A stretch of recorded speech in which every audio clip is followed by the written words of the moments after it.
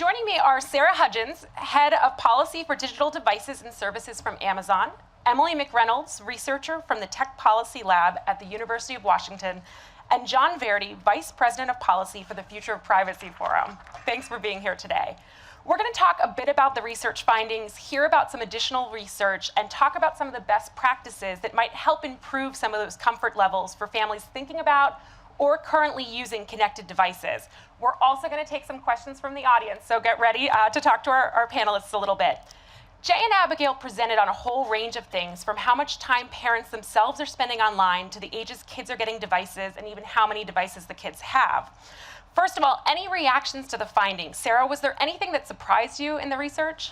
Yeah, I mean, I think, when you think about Internet of Things, we really are at the very beginning of that trend, right? And setting aside their understanding of that actual terminology that we all in our kind of little bubble here understand Internet of Things to be, if you set aside that terminology, at least half of parents are aware of and believe that Internet of Things are impacting their daily lives.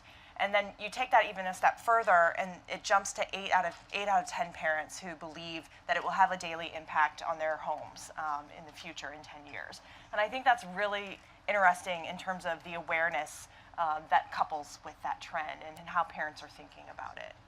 Emily or John, anything that surprised you or jumped out at you? I thought it was really interesting that once people had the devices, 94% of them felt comfortable with their children using them. That seems really, really high. And then that 59% were not comfortable with these devices if they didn't have them. It leads me to think that some people are actively choosing not to have them because they're not comfortable with them. And then lastly, that the number of parents who are confident that they can manage their children's data. It's so overwhelming for me as an adult to manage data. I can't imagine also managing other people's. John, any reactions? Yeah, it struck me that one of the core concerns across the data sets was this concern about social media accounts and what the appropriate age was for children or teens to have social media accounts. And it just struck me that what parents are really talking about with some of the other concerns is their comfort level with technology. But when they're talking about social media accounts, they're talking about their comfort level of their kids interacting with other people. So it's not really whether or not they're comfortable with their kids having access to technology. It's whether or not they believe others in the world are good or whether society is going to treat their kids kindly. I think that goes to a lot of what Stephen was talking about. Yeah. And Sarah, you work with Amazon. We had some questions in here about smart speakers. Tell us a little bit about some of the benefits that you're seeing through your own work around connected homes. Yeah, so I would take a step back when we think about the connected home at Amazon. So our vision for Echo and Alexa when we first started with this was really the Star Trek computer. This idea that you could go into your home and ask for any information or questions or responses just seamlessly and easy. And so we tried to take that vision to Echo and Alexa. You think about 10 years ago with the connected home, it was all kind of smartphone driven. So you'd have to pull your smartphone out of your pocket. You'd have to open the app. You'd have to look for the app that controls the light. You would swipe twice. You'd tap at it, the light turns on. At that point, get off the couch, right? So that point of friction was something that we thought, okay, let's figure out how to fix that friction, right? And so you fast forward to where we are with Alexa today, and you can be in your home and you can say, Alexa, turn on the lights, and the lights turn on, and that friction is gone. But in particular, Echo and Alexa was really designed to be used for families together. And what we've seen in our reviews from our customers in particular is that with Alexa, that families and parents are having a lot of fun with their kids. And I know about this from my own personal experience because I obviously, as an Amazonian, but also as a parent and a consumer, I have Echo in my home. And one of the best things that I like to do with my kids is we have impromptu dance parties in the kitchen. And it's because I can literally, in a moment's notice, say, Alexa, play Gummy Bear, which is this weird German house music Gummy Bear song that my 4-year-old loves. But it's fun to him. My 18-month-old, everyone would get to dance and have fun in the kitchen. Conversely, I can say, Alexa, set a timer for 2 minutes, and I can say to my son, you have 2 minutes to go pick up all your toys before the alarm goes off. And he responds to that really well. And so I think families are finding different ways to use the connected home to meet their own needs. Everything that we are trying to do at Amazon is to really think about how we invest in those products and services for the entire family. And I think Jay and Abigail can tell you, we really saw that in the focus groups too, where we heard from some parents, including a really busy mom of 3 who talked about that, the smart speaker was really able to help supplement some stuff in the household, that she could talk to it and have her hands free to do other things. So I think what you're finding at home, we're also seeing from the research now. Emily, tell us a little bit about the Tech Policy Lab. I know you were able to join us last year for an event with FPF that we did on the Internet of Things. Give us a little bit of background on the work that you do, and then also specifically a little bit on the research report that you put out earlier this year. Yeah, so the Tech Policy Lab is an interdisciplinary center at the University of Washington. We bring together computer science, the information school, and the School of Law. And our goal is to do interdisciplinary research on emerging technologies to help policymakers and people in general understand these new technologies and their implications. We firmly believe that with modern problems, you can't solve them with reference to one discipline alone. So what we specialize in is bringing expert teams together for a particular problem. In the case of internet-connected toys and devices, I've spent the last 2 years working with a computer science security expert and a roboticist who looks at how people interact with robots. And so this year, after 2 years of research, we published a paper called Toys That Listen. And in Toys That Listen, we brought in parent-child pairs to try out the toys, experience the app, experience the web interface, and see how they understood these devices working and what their feelings about privacy were with them. And so what we did was the kids came in and they played with the toy while the parent was there, and then the parent interacted with the app. And so in one case, we used Hello Barbie. When we started this research, Hello Barbie had hit the news and was the toy, or they wanted it to be the toy of Christmas 2015. And so it was really interesting to watch kids play with that toy and another one called Cognitoys Dino, and see how the kids understood those toys. Resoundingly, the kids didn't understand that they were being recorded. One of the parents pointed out to their kid in a very non-threatening manner, hey, what would you think if after you're done playing with this toy, we could review all the conversations you had with it? And the kid just looked at mom and went, that's pretty scary. So there was this missing concept that they might be recorded when using these toys. And I think that really speaks to how kids understand their privacy. More recently, we took some of these new robots to a group of kids ages 6 to 10 who have experience working in design. And they got a really big kick out of it, but they used the word privacy before we even could. So these young kids have a really good sense of data being collected and whether or not they're willing to share it with their parents or their teachers or their friends. And so one of the things we're looking at now, we're moving into new research areas, looking at how people trust these devices. So if they understand them more, do they trust them more? Are they willing to have sensitive conversations around them? So I think about how bringing in these kind of smart devices that have artificial intelligence in them, which is a fancy word for machine learning and algorithms and those kinds of things, how people will react around them. Will they have sensitive conversations? Do people stop talking about health or politics or any of those issues? And so that's kind of our next research area. In particular, we're really interested in how some of these devices are being sold. There's an adorable little robot out there now. It moves very human-like, and we find that the more people anthropomorphize a toy or a device, the more they're willing to reveal to it. So there's years and years of research showing that if you think it's human-like, you'll reveal more. And now we're having devices that are being sold as the new member of your family, your new robot companion. So those revelations and what you're willing to say about them, I think, are only going to grow. And Emily, one thing we heard from parents in the focus groups was a bit of a concern, especially given the price tag for some of these things, that they might just become expensive paperweights for their kids. Are you finding, though, with the interactivity that the kids are engaged with it more? Does it depend on the AI functionality? That's actually a really good point. So in that same study we just did in the last couple of weeks, the kids had this brand new robot that's really exciting. It has all this amazing movement, but its AI isn't that great. It couldn't answer a lot of questions. It couldn't do a lot of things. And within 10 minutes, I was taking pictures of them decorating the robot with Post-it notes. In contrast, a device that might seem like less of a toy for parents or for adults in the Amazon show, which has a screen, the kids loved it because when they asked it a question, it not only responded to their question, but it put text up. So the smarter the device or the artificial intelligence is, it turns out the kids like that more, at least in that small sample size. And I want to jump back to Sarah really quickly because Emily was talking about the parent-child interaction and the kids not knowing about some of these things. You build parental controls into things. In the focus groups, we heard from some parents who knew that they were there, others who weren't so sure. One concern was that kids might just be able to start talking to any of these speakers or any of these devices, ordering things without parents' permission. Tell us a little bit about what you do at Amazon to make sure that the kids are kind of protected and not just ordering everything they can by talking to Alexa. Sure. So we have an entire team at Amazon, and you'll get to hear from the leader of that team, so I won't steal his thunder, but we have an entire team dedicated and investing in helping parents and giving them the controls and tools that they need. And so for many of our products and devices, we really try to take into account the entire family, the entire experience, and where appropriate, if that product or service is directed to children, that parents feel they're in control of that experience. And so you take, for example, Amazon's Free Time, which is a application or service that we have available to parents and kids that is really, for lack of a better description, kind of a walled garden that gives parents a lot of control to help their kids have some independence and be able to discover and use different content,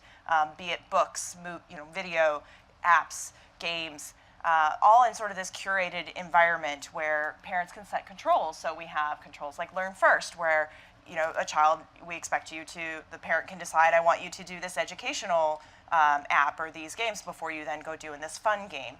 We have timers and other kind of controls, bedtime. You go down the host. And then we also have a great tool for parents, parents.amazon.com, which is our dashboard where they can see the activity that's happening when their child is in the free time environment to be able to decide how they want to continue to set those controls and age appropriateness. And so you can imagine, and as well as discussion cards, and I could go on and on about all the great things that Kurt's team is doing, but you can imagine that a world where, because we think about those things so importantly internally, that we're going to continue to do that. We're always going to continue to evolve and innovate for parents and families. And so to your point about like buying things, for example, while Alexa is a general purpose product for the entire family to use, we do have some controls in place, for example, so that we don't have a scenario where a kid is saying, hey, Alexa, order me a bag of candy. Parents can put in a 4-pin in place so that anytime an order is placed, that it can either stop that, they have to enter the PIN, they get an immediate notification on their phone that something has been ordered, they have time to cancel that order. There's lots of sort of several steps that parents have to prevent that kind of scenario. Great. And John, this segues a little bit into last year at FOSI. FPF and FOSI released the white paper, Kids in the Connected Home, Privacy in the Age of Connected Dolls, Talking Dinosaurs, and Battling Robots. So tell us a little bit about what we covered in that paper for those in the audience who haven't read it or seen it, and then what's happened since then? What are you seeing in this field? Sure. So we were thrilled to work with FOSI on that paper, and I think it really stood up over the last year, and I'll talk about why in a second. We tried to do a number of things in that paper, including survey the field as it existed at that time in terms of connected toys, toys to life, and a variety of other things that kids were using in a connected home. But two of the key takeaways from that paper, I think, were we were trying to be very clear that in FPF's view and in FOSI's view, it was a pretty straightforward legal analysis to recognize that existing federal protections, COPPA, et cetera, applied to connected toys in the same way that they applied to child-directed websites and things like that. And one of the reasons why that was a key takeaway from that paper was there was a pretty robust conversation on the Hill at that time. And there were senators, there were members of Congress, there was staff, there were other folks who were asking the question, are the existing legal protections under COPPA sufficient in this age of connected toys? Or has the technology outpaced the underlying regulatory framework? And it seemed to us, as I said, a fairly straightforward legal analysis that yes, in the vast majority of cases, these connected toys that were collecting personal information about kids were covered by COPPA, and that lots of the COPPA rule and the COPPA statute included mechanisms that would apply in a very straightforward way to those toys. So that was one of the key takeaways. Second key takeaway was we made a couple of recommendations around best practices, and they were primarily focused on best practices to enhance transparency about connected toys, data collection, use, and sharing. Some best practices around providing parents with controls that were appropriate for child-directed connected devices. And finally, some best practices around security, about how best to secure that data. What I thought was really interesting was almost immediately after that report, there were complaints filed at the Federal Trade Commission and overseas at a couple of DPAs highlighting practices of some toy providers and some connected device providers that violated nearly every single one of those best practices. And I frankly thought that it would be hard for a company to violate one or two, because as I said, our view was that these were common sense, table stakes type best practices, if you will. You know, if you want to play in the game of a child-directed device or service, you really ought to have good transparency to parents. You really ought to have meaningful privacy controls, and you ought to secure personal data about kids. Right? So it was really surprising to me when these complaints came to light. It was surprising to me that these business practices existed, and it was surprising to me that companies were of the view that they were in compliance with law and in compliance with parents' expectations and kids' expectations when they were engaging in these sorts of practices. After those complaints were filed, many of which are still pending, there was a data breach of a different toy company's data, which exposed kids' voice recordings online. You know, this was not an Amazon product. This was a different company's product. And these were, in some cases, extremely sensitive voice recordings. So again, if the initial complaints and the initial business practices that were noted didn't violate every single one of our recommended best practices, this one kind of filled out that list and completed that dance card. So I think that that's incredibly troubling, that you have devices like that in the market. The good news is the FTC issued guidance in June, which largely aligned with FOSI and FPS analysis in that paper, made very clear that child-directed devices and services are covered by COPPA, and that there are a host of devices and child-directed services that are out there right now that are in fact implementing the sorts of best practices that we articulated in the report.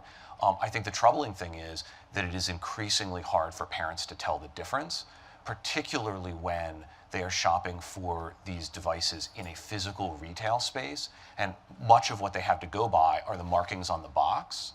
I think when you're doing an online experience, you can provide much more information, much more granular information about what data is collected, how it's going to be used, with whom it's going to be shared, right? So I think that those are the challenges moving forward, in particular in the physical retail space. Yeah, and I think just so everyone sees it, the final slides that Jane Abigail showed and in the full report towards the end, we tested out those best practices. That's where you see the comfort level increase. If companies are following those, parents feel a lot better about the product. John, getting a little bit to what Emily was talking about with the parent-child interaction and the knowing about recording and stuff like that, we've heard some concerns from parents about, are these devices like Big Brother? Are they always listening? FPF's put out some information on that. Can you tell the audience a little bit about it? Yeah, sure. So this is a question that comes up all the time, especially when some of these devices, whether they're toys and child-directed or whether they're just general use devices, are referred to as always-on devices. If parents don't know what the Internet of Things is, they might know what an always-on device is, or a voice recognition or voice-driven device is.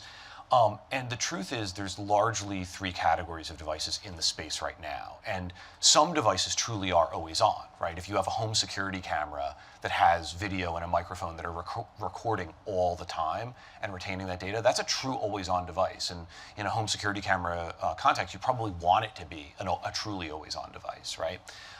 Then you've got always ready devices. And these are the sorts of devices like Alexa, like Amazon's product, who listen for a wake phrase. They're not always recording all the conversations around them. They're listening for a wake phrase, and they're waiting for Sarah or me or Emily or you, Jennifer, to go ahead and wake it up by saying, Alexa, please order me some cookies in a dollhouse, right? Or Alexa, please set a timer for 2 minutes, and I might rethink that order of cookies in a dollhouse. But then you've got a third category of devices, which are kind of push-to-listen devices. And there are some devices that have been engineered to respond not to a verbal wake phrase like that, but a physical button press. Some smart TVs are like that. Some toys are like that. You actually have to, press an appendage on the doll or press the top of the dinosaur's head in order to get that device to listen. And it's not that any of these technologies are better or worse in a vacuum. It depends on the context in which these sorts of triggers are being used and this sort of listening is being applied. Great. I have a few more questions for the panel, but in the meantime, any questions from the audience at this point? We have some microphone runners as well, if there are any. Go ahead. You were talking about it being increasing. Did you wait for the microphone? Oh, sorry. Yeah. That way our live stream watchers can hear you as well. Right, thanks.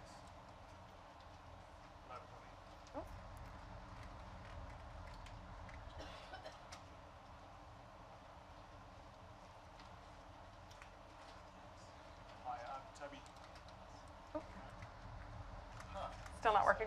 Let me see if we repeat have the another one we can grab you, but We otherwise can we can repeat the repeat question it. Yeah. We'll repeat the question back. My question is, you were talking. Thank you. Testing. That's better. Great. Thanks. Toby Dagg from eSafety in Sydney. You were talking earlier about it being difficult for parents to evaluate the security and privacy features of these toys, especially in a retail setting. The obvious answer to that is a rating system. Is that something that you're pursuing, and what's the future of those sorts of ideas? So I think that's a fantastic question. I think it's helpful to note that one of the highest profile complaints that was filed with the Federal Trade Commission about these connected toys was co-written by Consumers Union, which publishes consumer reports online and in physical magazine format. And they do, as a general matter, a lot of what you're talking about. A review, ranking, not necessarily a rating system like the ESRB video games rating system, but a very high profile ranking of products and services. And Consumer Reports, as I think a lot of folks in the room know, is undertaking a new initiative that's beginning sort of at the end of this year and into next year, which is going to incorporate exactly those concerns, privacy and security safeguards for digital products. So it's not strictly speaking a rating system like the video game rating system or the film rating system or the television rating system, but it is an extremely high profile review and ranking system that lots of parents around America and around the world rely on to figure out whether the device that they're going to buy is going to be efficient, trustworthy, well-designed, and, as they move forward with this process, private and secure. Other questions? Over here. Pat? Hi, Pat Vance from the ESRB. Thank you for the plug. We actually do have an privacy certified seal certification program. It's a safe harbor under the FTC. It reviews connected toys as well as apps and games, websites and the like for compliance with COPPA. Hasbro and Mattel are both members of that program. So some of those connected toys at retail carry the seal on the box. And when you look at that seal, it says ESRB privacy certified. You know that that particular toy has been vetted. It's both COPPA compliant as well as it has utilized best practices according to our program requirements. So there is sort of a rating, but it's a different kind of rating. It's not for age appropriateness, but it is a certification mark that's on the box at retail. Other questions over here? Hi, my name is Fred Lane. I'm the author of Cyber Traps for the Young and some other related books. I think this is really terrific about the privacy certification, but my question now gets to the issue of civility certification. I noticed when you were talking about Alexa, you would say, Alexa, please do X. And we actually had a 2-year-old over recently to visit the house, and she loved playing with Alexa, but one of the issues was she was simply issuing commands to this device. And her parents and I started talking about the impact that these devices will have on the teaching of manners. And I think without getting overly dystopian about it, we're rapidly progressing to a period of time where we have all of these connected devices that we no longer have to show politeness towards. And I think that as we rapidly move on to robotics and so forth, and this stuff is coming at us very, very quickly, we're going to have to start thinking about the way that we interact with these devices and the impact that they have on how we treat each other. So I'm curious to your thoughts on that. I mean, I'm happy to just speak from my own personal experience in terms of I find that with children and manners and kind of that behavioral, that's environmental in the sense that as a parent, it is my job to help lead and bring my children into social settings where they are exercising manners and civility. And I think, to your point about interacting with Alexa, it might be different in different households. For me, it's going to be more about what am I doing as a parent to help facilitate that is how I would view it. But that's my personal experience, not sort of an Amazon perspective. Yeah. I anecdotally now have friends who know I do this kind of research, and so several of them have mentioned to me that as their kids get old enough to understand, they've actually changed their own behavior around these devices. And so instead of giving those straight commands, now my friend has specifically told me she's practicing every day saying, "Alexa, please do X," so that's what she's teaching her child. Yeah, John. I think this is super, super important because it goes to the social media thing as well. As folks who have looked into this issue know well, one of the big developmental cues that kids get when they learn manners and when they learn to interact with others and politeness and civility and feelings and empathy and stuff like that is that human reaction to their words or to their actions, right? Either positive or negative. So some of the biggest learning experiences end up being when a young child says something rude, does something hurtful, says something unkind, and the child that they're interacting with bursts into tears, right? And they feel awful about it because they didn't realize that what they were saying or they didn't intend what they were saying to be hurtful. Social media puts, a stage of divide. It puts a distance between the mean thing you say and the reaction from the other person. I think these digital assistants can do that too, right? And I think that's part of what you're flagging. I want to flag, a potential, not solution, but potential mitigating steps. So I downloaded an app recently called Replica. If you folks aren't familiar with this, it's an AI that you can train to act like you, right? To be your replica. But you've got to talk to it a lot. You've got to interact with it a lot. And typically speaking, you do this on your mobile phone. You basically have chats with it that look like GChat or iMessage or something like that. And a number of times, I'm not proud to say, I hurt Replica's feelings. And Replica told me about it, right? It actually responded in a very human way that said that I hurt its feelings or that I actually made it frightened at one point. And I'll post screenshots later, okay? Like, go to FOSI, I'll let you know. But it was, what are you gonna do? It was one of those moments where I did have a moment of like, there is a possibility for these assistants to not just do our bidding, but to actually react in ways that can support empathy rather than undermining it. So, not a total solution, but a potential mitigation. And just as we start to wrap up the panel, one question I had also, FOSI couldn't cover everything we want to know in our survey, right? We only have a certain length of time for it. What else don't we know? What else, when it comes to families and IoT, should we be researching? Should we be thinking about? Emily, you talked a little bit about some of what you're digging into, but Sarah or John or Emily, any final thoughts on that? I mean, I guess I would say is we usually tend to think about the things that we do know and how do we innovate to provide beyond that. And I think for us, particularly when you look at customer reviews of Echo and Alexa, I think there are a lot of specific things that families are really excited about. And to me, what we don't know is how to continue to build on that. And I think it's something we're working very hard on. And so, to the point of the study where they highlighted the benefits that parents see, how does this help with special needs kids, for example? We have anecdotal stories of parents who say, this has been amazing for my child who's dyslexic because now they get to listen to narrated books and this has been really beneficial for them. Or for families who might have a family member with, for example, MS, and so suddenly accessing light switches is something. And so there's a lot of unrealized benefits out there that we're hearing about anecdotally from our customers, and that is really exciting.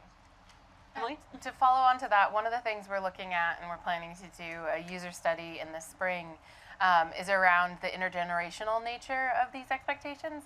So we are gathering a group where we can bring together the child, the parent, and the grandparents. There's been some really great anecdotes about seniors using devices like Amazon Echo because they can't, they have Parkinson's and they can't, it's easier for them to do an internet search without using their hands. Or they can't see what the weather is, so they can ask what the weather is. But we know that different generations have different privacy expectations and different expectations about how these devices will work. So one of the questions we're asking is, what should a family assistant do? Not just here's what it can do now, but what might be helpful to you as you think about the different generations are going forward. John, any final thoughts? Yes, so I think that there's a real quandary right now, especially in the voice-activated space, right?